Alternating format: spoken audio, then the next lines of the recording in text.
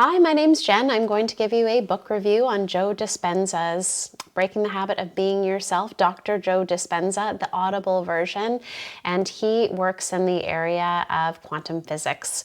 Now, have you ever asked yourself a question, why am I not living the life that I want to be living? Or do you keep coming across all this material saying you can manifest what it is that you want? Well, I have, and that's the reason I picked up the book in the first place. So a little bit of background. I have multiple people in my life who have said that they follow Dr. Joe Dispenza's meditation practice, so it already was a name in my life.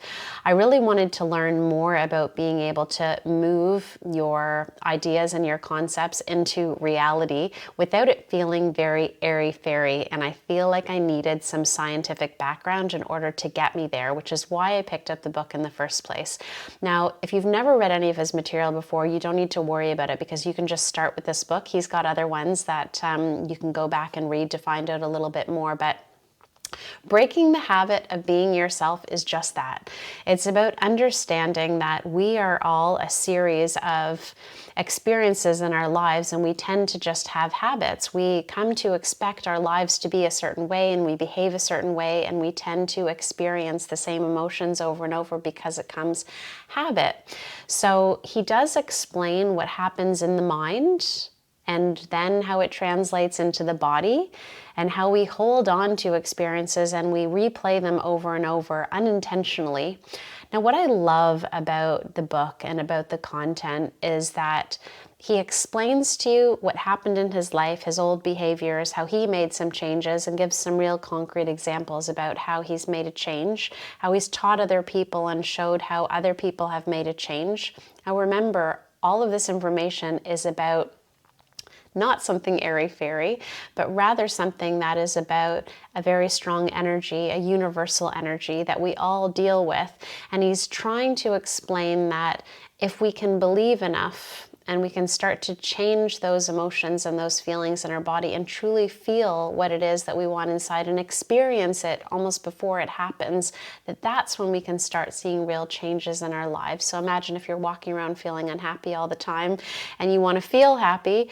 It's really hard to do that, right? To just change those emotions from one extreme to the other. So he gives you some tools to help you understand how to kind of gently shift your attention and your focus to start harnessing that feeling inside of your body and then to imagine where it is that you want to be. I'm not doing it justice explaining it in the review, but number one, let's say that it's a great read.